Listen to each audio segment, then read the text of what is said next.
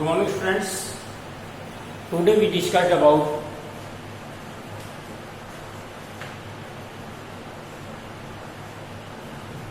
resources and development. संसाधन और विकास। इस चैप्टर में हम soil as a resources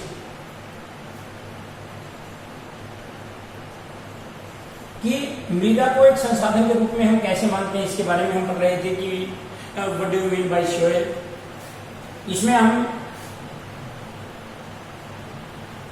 aluminium soil के बारे में हमने पढ़ चुके हैं, हम ब्लैक सोइल के बारे में हम पढ़ चुके हैं।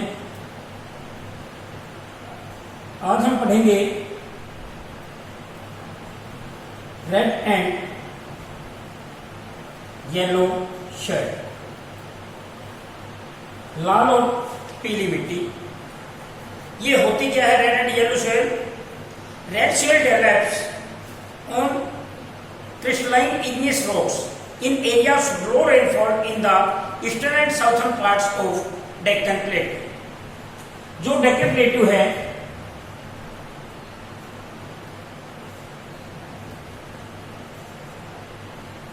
डेक्कन प्लेटू दक्षिण का जो दक्कन का पठार है उसके ईस्टर्न और साउथर्न जो पार्ट है उसका ईस्टर्न एंड साउथर्न पार्ट, जहां पर लो रेनफॉल, जहां पर कम बरसात होती है, दक्कन का जो पठार है उसके ईस्टर्न और साउथर्न साइड में लो रेनफॉल वाले एरिया में, जहां पर इग्नियस जो रॉक्स होती हैं, आग्नेय जो चट्टानें होती हैं, वहां पर रेड एंड येलो सोइल पाई जाती है। Yellow and red soil are found in the parts of Odisha, Chhattisgarh, southern parts and middle Ganga plains. ये मेनली हमारी उड़ीसा एंड छत्तीसगढ़ में और उड़ीसा में ये पाई जाती है। ये दो मेन स्थान है जहां पर छत्तीसगढ़ और उड़ीसा, यहाँ पर दक्षिण के जो पठार के ईस्टर्न और साउथर्न पार्ट में ये पाई जाती है, और यहाँ पर ये सोइल इग्नियस जो रॉक्स होती हैं वहां पर ये पाई जाती हैं। और mainly iron ores are found in these areas. भी इस एरिया में आमतौर पर जो मेटामॉर्फिक रॉक्स होती हैं, और यहाँ पर आयरन आर क्रिस्टलाइन, कि यहाँ पर ज्यादा मात्रा में आयरन ओर्स होते हैं, और आयरन ओर्स के ज्यादा होने के कारण इसका जो कलर है वो रेड होता है, और ये भी हमारे लिए बहुत ज्यादा बेनिफिशियल होती है। तो ये थर्ड नंबर की सोइल हमारी थी। पहले हम aluminium soil, second black soil and third red and yellow soil. अब हम फोर्थ नंबर पे पढ़ते हैं laterite soil. What do you mean by laterite? Laterite word comes from a Latin word later, and later means bricks। later जो word होता है इसका laterite soil, इसका अर्थ होता है ईंट। जैसे ईंटें वगैरह जो हम अपने घरों में ब्रिक्स जो यूज कर रहे हैं वो लेटराइट सोइल उसके लिए ज्यादा उपयोगी होती है। And laterite develops in the areas of high temperature and heavy rainfall. ये मेनली हमने देखना है, ये हो पाई कहां पे जाती है? High rainfall and high temperature, जहां पर ज्यादा तापमान हो, ज्यादा बरसात हो, वहां पर ये पाई जाती है। This soil is suitable for cultivation with the adverse doses of and manures and fertilisers.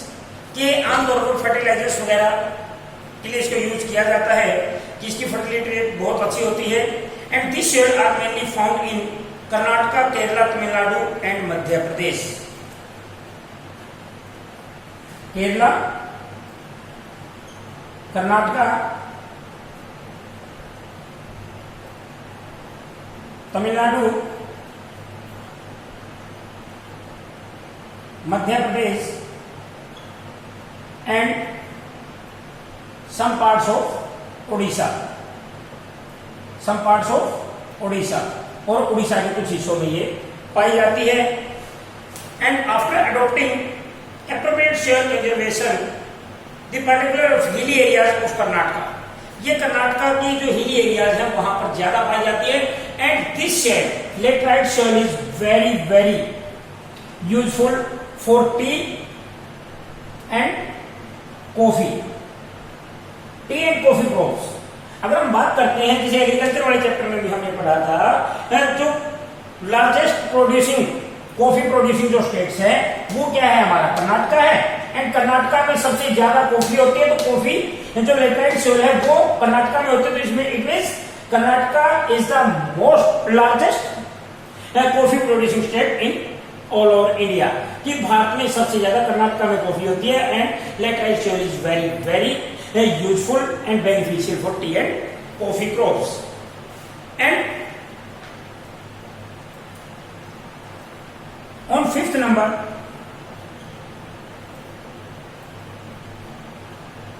arid soil, arid soil मरुस्थलीय, भी जहां पर बहुत कम रेनफॉल होती है। This soil is red and brown in color, ये रेड और ब्राउन कलर की होती है और लो रेनफॉल। यहां पर अगर हम बात करते हैं लो रेनफॉल एरियाज में एरिड सोइल पाई जाती है। And they are the generally sandy texture and saline in nature, कि इसमें सैंडी होती है, इसको सैंडी सोइल भी बोलते हैं। सैंडी सोइल मीन्स की रेतीली मिट्टी होती है जो मरुस्थलीय क्षेत्र, जो राजस्थान वगैरह में, एंड जो हमारा वेस्टर्न हरियाणा है, वेस्टर्न हरियाणा में और राजस्थान में ये सोइल पाई जाती है। And the bottom of the layer a कंकर and states of infiltration of water, कि इसमें कुछ कंकर वगैरह होते हैं और जो इसको वाटर को कंजर्व करके रखने में असमर्थ होते हैं, कि इसलिए ही भी यहाँ पे तो रेनफॉल बहुत कम होती है, और कम रेनफॉल होने के कारण ये जो एरिड सोइल है ये आमतौर पे यहाँ पे स्क्रब्स वगैरह जो झाड़ियां वगैरह होती हैं वो ज्यादा होती हैं, और ये हमारे लिए काफी यूजफुल होती हैं। और आमतौर पर अगर हम बात करते हैं जो thorny trees are found in arid soil, भी जितने भी कटीले जो जैसे नागफनी वगैरह होती है या जो बबूल वगैरह के जो पेड़ होते हैं वो सारे सैंडी सोइल या एरिड सोइल में पाए जाते हैं। एंड एट लास्ट माउंटेन, ये है पर्वतीय मृदा जो पहाड़ों वगैरह में होती है। ये आमतौर पर हम इसकी बात करते हैं, ये हमारे जम्मू कश्मीर, उत्तराखंड, अरुणाचल प्रदेश, इन एरियाज में ज्यादा पाई जाती है। और ये स्लोप्स और ढलाई नुमा क्षेत्रों में पाई जाती है। और यहाँ पर एक रेनफॉल की अगर हम बात करते हैं, एंड मेनली ग्रासलैंड्स,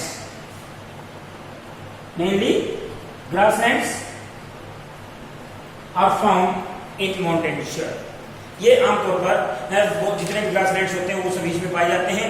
और यहाँ पर अब सबसे एक इम्पोर्टेंट जो पार्ट इसमें हमारा आता है वो है कि soil conservation and soil conservation होता क्या है, या सोइल इरोजन, कि आमतौर पर मृदा का अपरदन होता है, सोइल इरोजन। उसमें क्या होता है कि जैसे एयर भी, जो एयर है वो अपने साथ, मतलब जो सोइल का जो ऊपरी पार्ट है, मैंने ये आपको बताया 1 और 2 इंच का ही ये होता है, लेयर होती है, थिन लेयर 1 और 2 इंच की लेयर होती है। और कई बार क्या होता है ना, जो फ्लोइंग वाटर है, पानी बहता हुआ पानी, फ्लोइंग वाटर,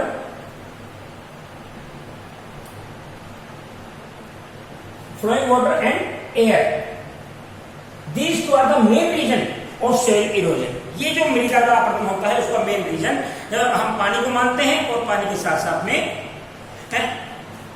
हम एयर को मानते हैं, क्योंकि हवा अपने साथ उड़ा कर ले जाती है, या फिर फ्लोइंग वाटर होता है जो बहता हुआ पानी वो अपने साथ मिट्टी की जो भूमि के ऊपरी परत है उसको अपने साथ बहा कर ले जाता है।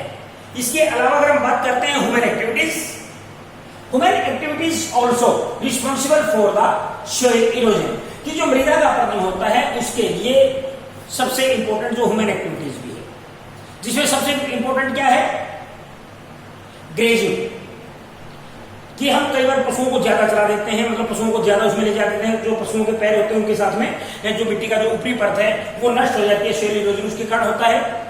डिफॉरेस्टेशन भी, हम ज्यादा से ज्यादा पेड़ पौधों को, जो ह्यूमन एक्टिविटीज हैं, वे फर्नीचर या हम अपने बेनिफिट के लिए ज्यादा से ज्यादा पेड़ पौधों को काट रहे हैं, तो उसका भी मेन रीजन ये माना जाता है। And natural force wind glaciers, और यहां पर अगर हम बात करते हैं glaciers are also responsible for soil erosion.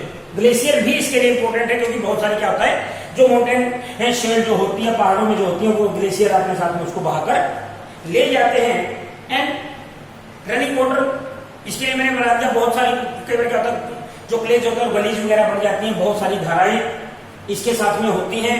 और फिर आता है सॉइल कंजर्वेशन, कि हम कुछ ह्यूमन एक्टिविटीज होती हैं भी, जैसे ग्रासलैंड्स, कि हम पट्टियां, मतलब जैसे अगर हम एक बात कर रहे हैं यहां पर,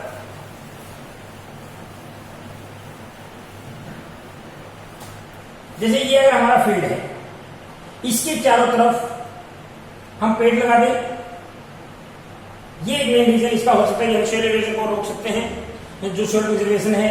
या इसके बीच में घास की पट्टियां लगा दें, कि जो फ्लोइंग वाटर है, फ्लोइंग वाटर का जो फ्लो होता है उसको भी कम करेंगी, और जो मिट्टी यहां से इस एरिया से जो मिट्टी बाहर नहीं जाएगी उसको ये ग्रास की जो पट्टियां हैं ये इसको रोक लेती हैं। जो स्ट्रिप क्रॉपिंग, इसको हम बोल सकते हैं कि बहुत सारी जगह क्या होता है कि जो grasslands, strips of grass are left to grow between crops called the strip cropping. इसको स्ट्रिप क्रॉपिंग बोलते हैं, कि जैसे हम बीच में घास की पट्टियां उगा देते हैं। या steps of the cut and trace farming, कि जो सीढ़ीनुमा खेती होती है भी, जैसे जो पहाड़ों वगैरह में क्या होता है, जैसे ये पहाड़ अगर माउंटेन है, इस माउंटेन में क्या होगा कि जो ऊपरी हिस्सा है ये अगर ऐसे है तो इसको पहले तो समतल कैसे किया जाएगा, यहां से समतल किया जाएगा, और समतल करने के बाद इसको बिल्कुल फ्लैट जब ये हो जाएगा, इसका जो ये हिस्सा है इसको ऊंचा उठा देंगे, तो इससे क्या होगा, जो इरोजन सिस्टम है वो नहीं हो पाएगा। तो ये सोइल कंजर्वेशन का कुछ ऐसी एक्टिविटीज हैं जिसके कारण हम इसको कंट्रोल कर सकते हैं। तो ये चैप्टर आपका था रिसोर्सेज एंड डेवलपमेंट। इसके अलावा अगर कोई चीज आपको लगती है कि आपको समझ में नहीं आई, तो जो जून क्लास हम लेंगे उस जून क्लास में इसको हम डिस्कस करेंगे, और इसके डाउट क्लासेज में हम इसको डिस्कस करेंगे। Thank you and have a nice day.